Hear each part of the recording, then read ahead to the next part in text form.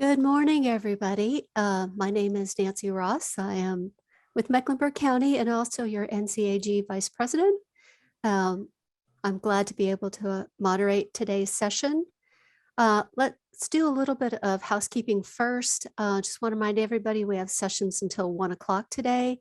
And at the close, we're going to give away some pretty awesome door prizes, but you must be present to win. So you don't want to miss out because we've got something really special as one of our door prizes. Also on our NCAG conference page, we have our merchandise for sale that all the proceeds go to our scholarship fund.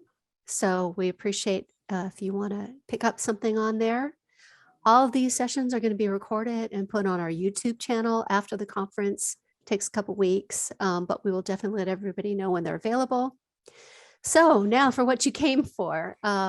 Thank you for attending the Educational Public Outreach through Storymaps session. Our speaker today is Amanda Paton with Colliers Engineering. Ms. Paton is a GIS specialist at Colliers in their Raleigh, North Carolina office. She has 4 years of experience in GIS data creation and design with an emphasis on land records, subsurface utilities, asset management, web and mobile GIS, ArcGIS online web applications, and GPS asset inventory. She graduated from Rowan University with majors in GIS, planning, and geography. We encourage you to enter your questions in the chat box, and we'll answer them either during the session or at the end of the session. And just a reminder for continuing education credits, please make sure your name is correct on your Zoom login. So again, thank you for being here, and take it away, Amanda. All right. Thank you, Nancy. So I'm going to be talking today about educational public outreach through Storymaps. And I'm actually going to stop sharing my video because sometimes it decides to lag one or the other. Nancy already gave a nice bio for me, but here it is again in case you missed it. I am a GIS specialist. I have 4 years experience in GIS data creation and design with an emphasis on land records, creating tax maps, asset management, web and mobile GIS, and fieldwork. I graduated from Rowan University with majors in GIS, planning, and geography. What we're going to cover today: GIS for public engagement, story maps, and I'm also going to show you some examples of some story maps.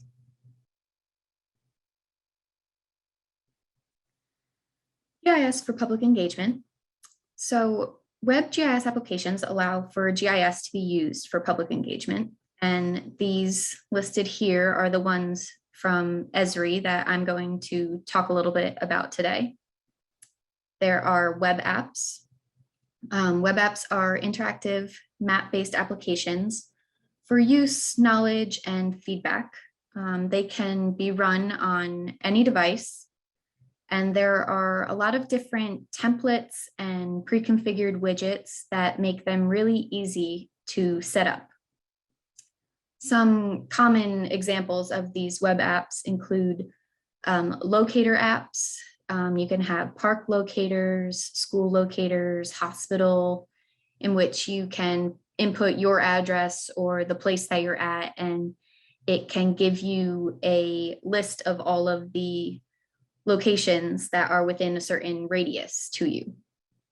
There are also just data viewer web apps in which citizens can look at their town zoning. They can see the recycling or trash pickup days. They can view their parcels. They can even look at some problem reporters such as crime or road improvements or concerns. There are also dashboards, and dashboards allow you to use maps, charts, statistics, and more to visually show information and the status of different services or events. You can visually show the data on a dashboard, and you can see it on the map while also relaying the attribute information as group statistics and more understandable numbers to help the viewer make more informed decisions on plans, projects, or next steps. They can encourage citizens to take action on something, to participate in activities, or just be used as educational purposes. A dashboard that you guys have all probably seen before is the Johns Hopkins COVID-19 dashboard. But there can also be other dashboards such as crime or road improvements again.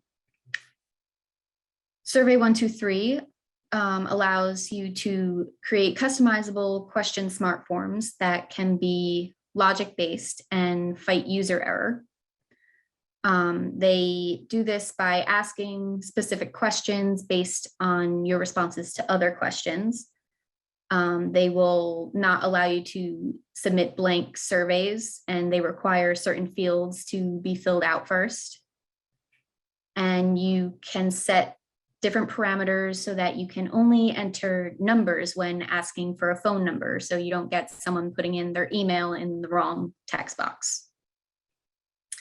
Surveys can be created for the public to report various concerns, get feedback on their facilities, their events, their activities. Some examples of surveys through Survey 123 forms that we've made are community recreation and a park survey that was used to kind of see what citizens liked in the town, what they didn't like, and what they wanted the budget for that year to be spent on in regards to their recreation and parks.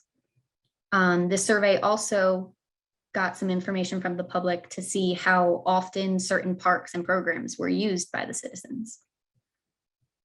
Another survey was a master plan questionnaire in which we asked questions about transportation habits, shopping habits, the priority that the public wanted to see in the master plan, and some general comments and questions that the public had about the master plan. And another survey was a community history type of survey in which they could put in information and historical photographs that they may have that have been passed down from their family that relate to the history of the city as a whole, kind of like a way to continue oral histories. And finally, we have Storymaps. Storymaps, they combine interactive maps with text and images and videos, and they just tell an engaging story.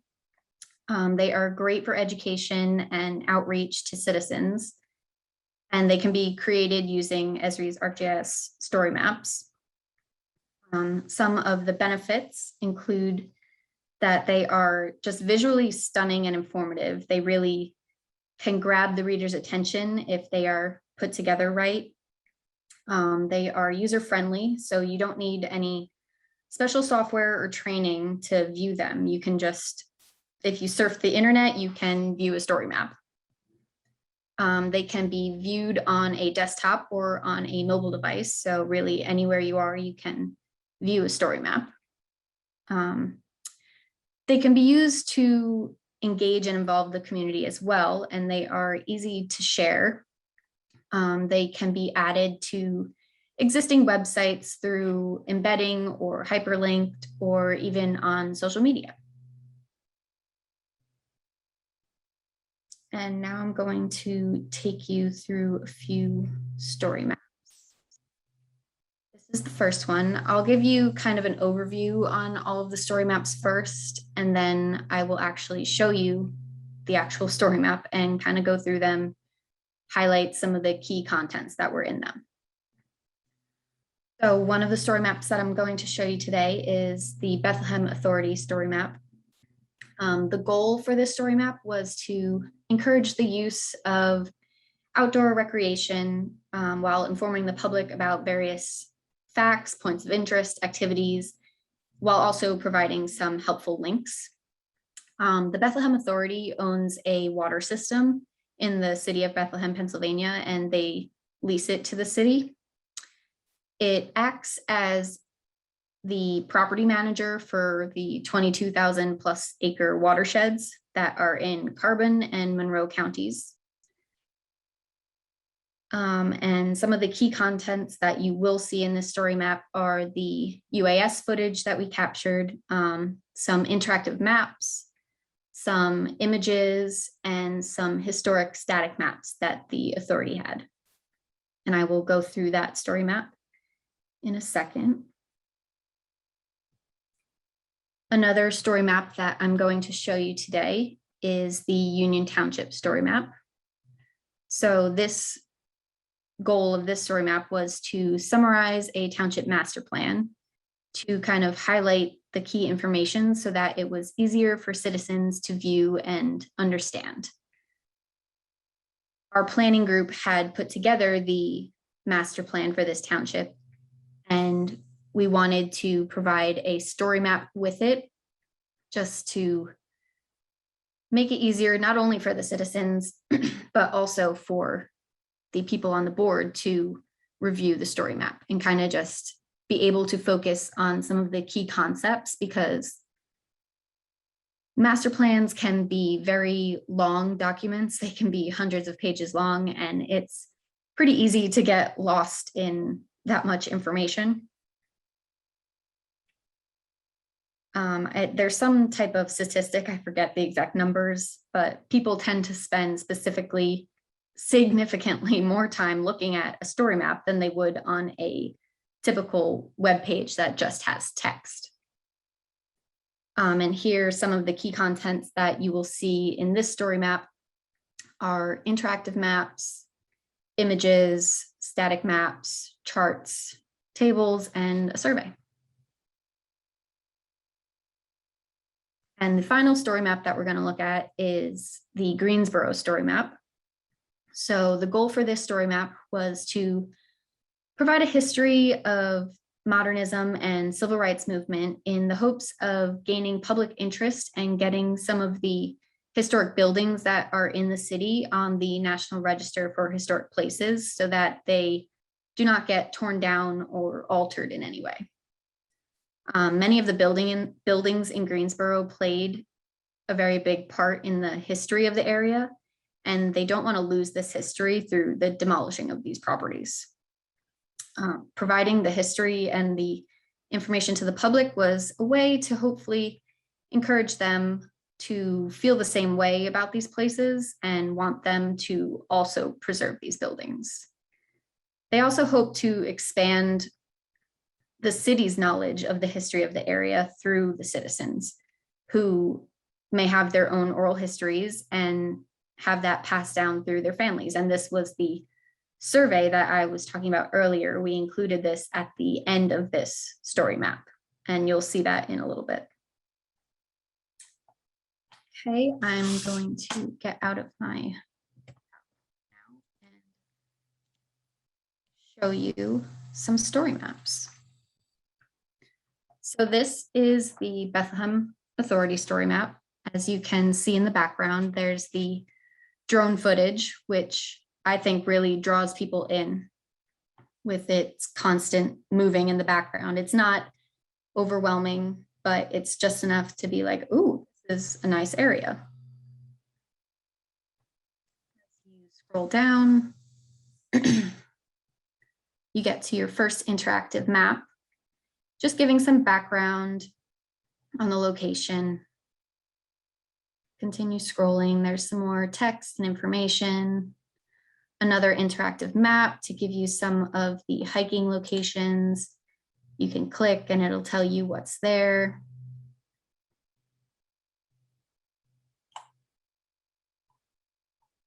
Some nice pictures of the area to show the reader what they could see if they go there.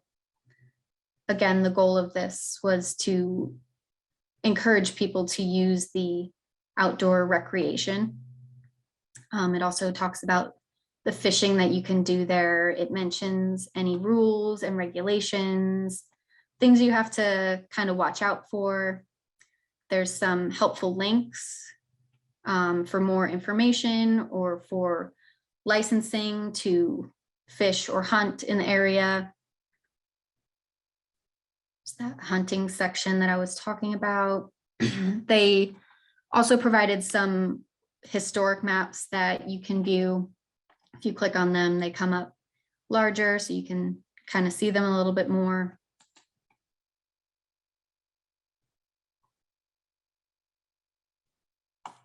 They also include some of the types of animals that you'll see, which is good, you know, to watch out for coyotes and bears. Make you aware that there is deer hunting in the area, so you should be aware of that.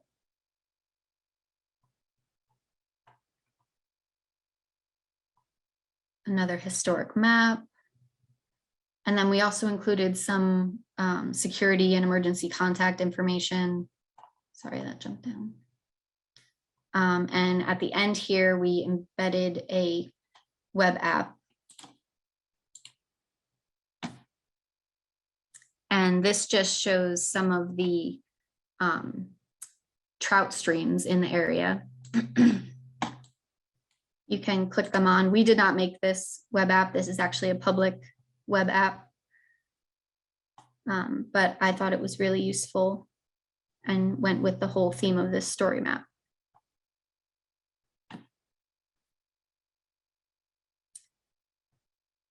And now I will show you the Township of Union Master Plan Story Map.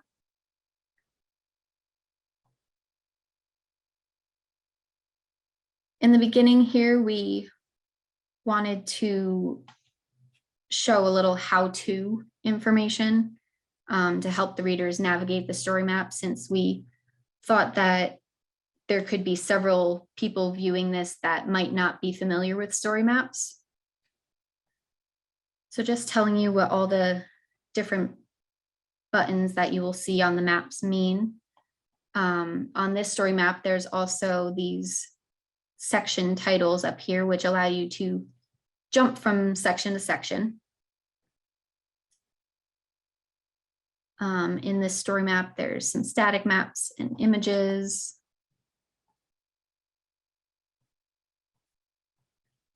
Let's jump to land use. Tells you a little bit about land use and what's included in the master plan regarding existing land use. And you can zoom in on this map. You can click on a property to get the address, the block and lot information, and what the existing land use is for that parcel. So there we have residential. Here's educational. And there's a chart kind of summarizing all of the information as well. And then we have another map for planned land use. Again, you can click to kind of see what areas are changing.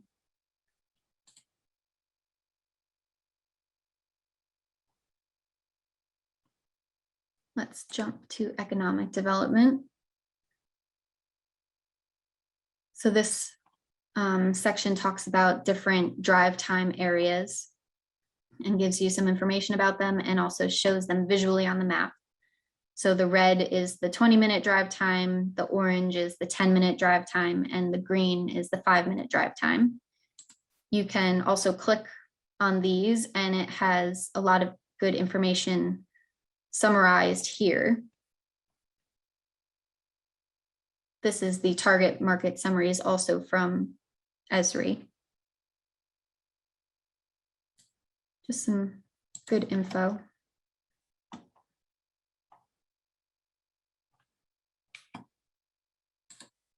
You can jump down again. These are some of the community facilities. The user can click on a point to find out some more information. They can use the chart to figure out which number goes with which facility.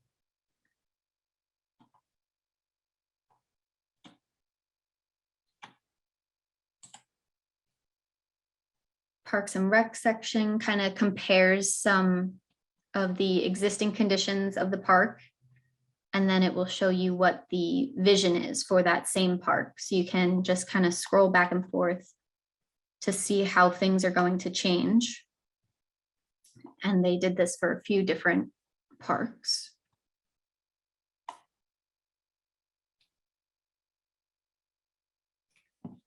And then we'll jump to the survey. So the survey is at the end and you can click on it.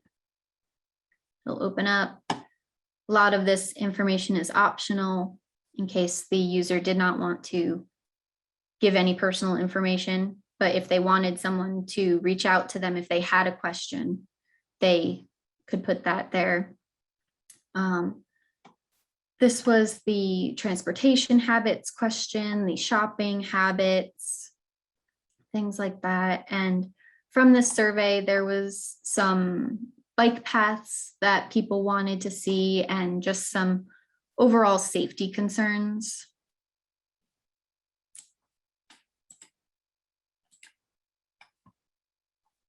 And this is the last story map that I'm going to talk about.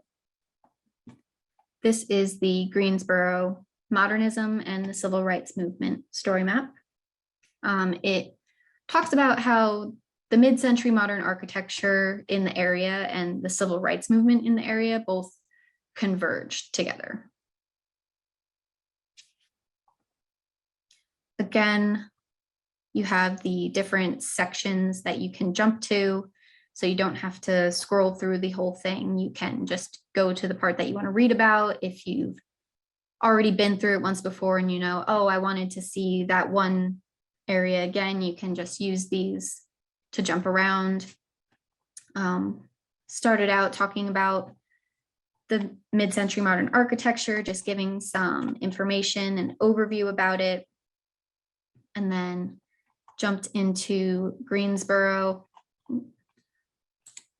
some of the characteristics of mid-century modern architecture with some images, and all of these images are of actual buildings and homes in Greensboro, which was really cool to have.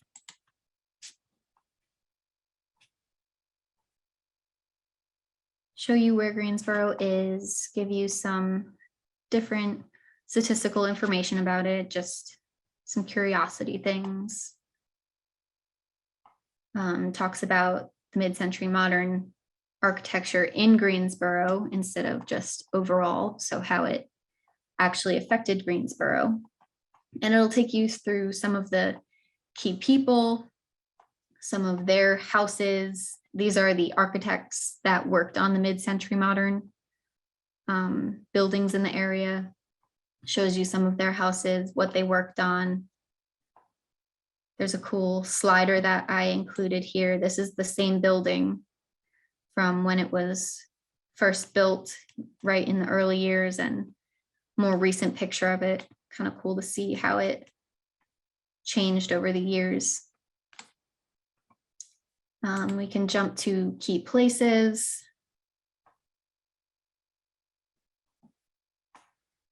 This just has some points that you can click on to find out information about where these places are if you wanted to go drive by and see them yourself. A lot of these places are actually still being lived in, so you can't go inside, but you can certainly look at them from the outside or just make note as citizens living in the town, like, oh yeah, I lived near that. That's so cool. I didn't know that that was mid-century modern architecture or that it played such a big part in the Greensboro history. There are some map tours in here. So there's the residences map tour. So these are all of the houses that were built by architects in Greensboro that have that mid-century modern architecture. You can click on them. It'll zoom to it. You can have the information about it. You can continue scrolling and it will take you right to the next one. Or if you click this X, it will take you back to this list where you can just choose which one you want to see next.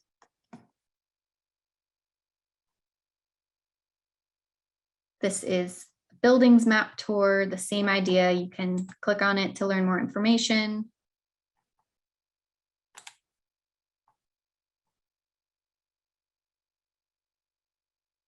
And then there's a survey at the end of this one too, for people to talk about their own history and potentially add to the history.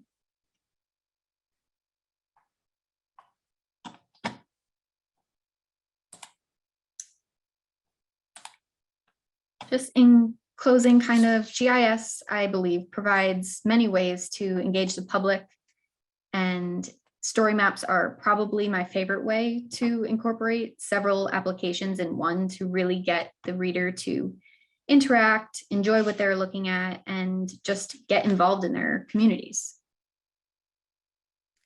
Thank you, Amanda. You did a really great job. You got a comment from Alice Wilson saying nice job, and you do have a couple of questions as well. And before I get into the questions, just want to remind everybody there's going to be a quick survey that comes up in just a moment that's going to ask you if you learned something. And that's just another way for us to make sure that we got some good feedback. So the first question is from Andrew. With whom locally did you work on the Greensboro Story Map? Oh, and they just saw consultant Heather Slane's name. Anyone else in the city? Yes, Mike Coig. I always think that I say his last name wrong. But we worked with several people from the city, but Mike was the main contact on this. Okay, and you got some more comments from Todd and Peter. Both said, nice story map. Thanks for an excellent presentation. And Peter was asking, when will story maps replace PowerPoint presentations? And I think I have already started. Did you watch? They have. Yeah,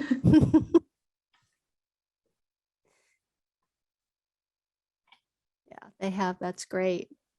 Yeah, like if you're story going to maps talk are about so GIS and maps and not use them, then yeah, I've been challenged on that myself. Any other questions? All right, thank you all so much. And thank you, Amanda, for a really great presentation, and look forward to, oh, one quick thing. Do you have the links to any of those that you can put in the chat box? Yes, I can put the links. Let's see. All right, so if anybody wants to view those at your leisure, all of those links are up in the chat box. Go ahead and copy those in. And again, I want to thank everybody for being here. We had 88 people, so that was a great turnout. Awesome. And appreciate everybody's time today. Thanks, Amanda. Yeah, thank you everyone for coming. I hope you enjoyed it.